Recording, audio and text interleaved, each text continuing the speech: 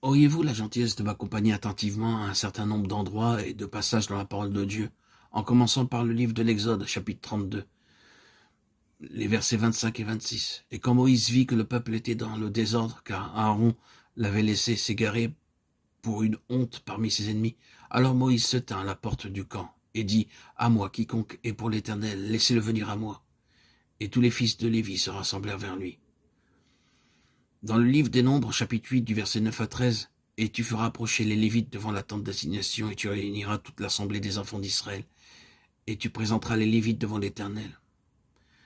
Et tu feras tenir les Lévites devant Aaron et devant ses fils, et tu les offriras en offrande tournoyée. » Dans le premier livre des Chroniques, chapitre 15, verset 2, « Alors David dit, il ne convient pas que l'arche de Dieu soit portée par personne excepté les Lévites, car l'Éternel les a choisis pour porter l'arche de Dieu et pour le servir à toujours. » Du verset 12 à 15, il leur dit, « Vous êtes les chefs des pères des Lévites, sanctifiez-vous, vous et vos frères, et faites monter l'arche de l'Éternel, le Dieu d'Israël, au lieu que je lui ai préparé. » Puis nous lisons dans les prophéties de Malachie, chapitre 2, versets 4 à 5, « Vous saurez que je vous ai envoyé ce commandement afin que mon alliance subsiste avec Lévi, dit l'Éternel des armées. Mon alliance avec lui était de vie et de paix, et je lui ai donné pour qu'il craignît. Et il me craignit et trembla devant mon nom. » Livre de l'Apocalypse, chapitre 1, verset 2, lequel a attesté la parole de Dieu et le témoignage de Jésus-Christ. De la part de Jésus-Christ, le témoin fidèle, le premier-né des morts et le prince des rois de la terre, à celui qui nous aime et qui nous a délivrés de nos péchés par son sang.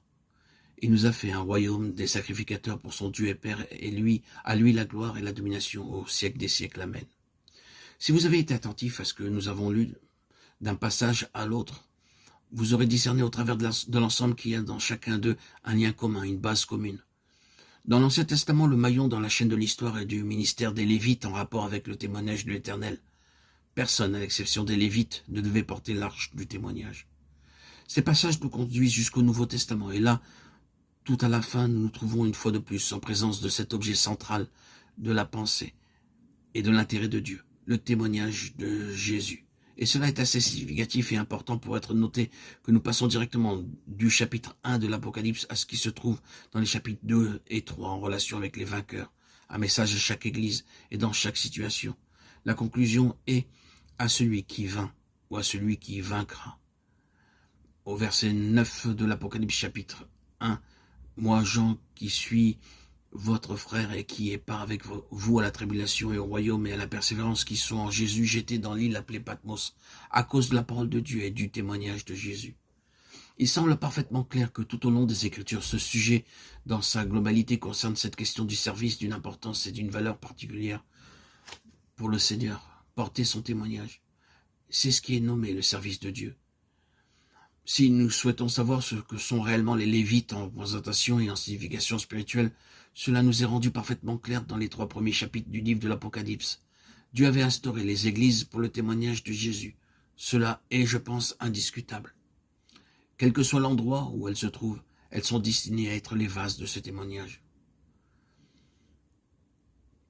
Mais ici, dans ces églises représentatives de toute la dispensation, dans ces premiers chapitres de l'Apocalypse, nous voyons que dans l'ensemble, elles ont échoué quant au témoignage de Jésus. Il est possible que nous n'ayons pas été suffisamment frappés par ce fait. Le livre de l'Apocalypse s'ouvre en mettant en évidence le témoignage de Jésus. Réellement, l'introduction de tout le livre est cette expression même. Jean nous dit très clairement qu'il était là où il était. Cela signifie que ce qu'il a vu et ce qu'il a mis par écrit à Patmos était en relation avec le témoignage de Jésus. Il le dit d'une manière très catégorique et très claire. C'est pour le témoignage de Jésus. Cette expression gouverne ce livre dès sa première page et le régit tout au long. Nous pouvons uniquement comprendre l'ensemble du livre de l'Apocalypse si nous voyons que là, tout est centré sur ce qui est nommé le témoignage de Jésus. Il en est la raison. Il explique tout. Alors une fois qu'il est établi comme la base et l'introduction de tout le livre, le premier mouvement de l'esprit, je fus en esprit, Apocalypse 1:10. Le premier mouvement de l'esprit est à l'égard des églises, qui, comme nous l'avons dit, étaient créées pour le témoignage de Jésus. C'est le but de l'existence des Lévites. Toute leur histoire tout au long était liée au témoignage, en type et en figure bien sûr, dans l'Ancien Testament tel que représenté par l'arche de l'Alliance ou l'arche du témoignage. En signification spirituelle, c'est la même chose dans les 2 testaments. Ils sont apparus comme un peuple placé au centre, même du peuple de l'Éternel, en relation avec le témoignage du Seigneur. Voulez-vous savoir ce qu'est le service fondamental du Seigneur? C'est cela. C'est porter, maintenir, faire perdurer le témoignage de Jésus dans l'histoire de ce monde. Je répète, les Lévites étaient mis là pour ce but même, et c'est ce qui explique leur existence et leur histoire.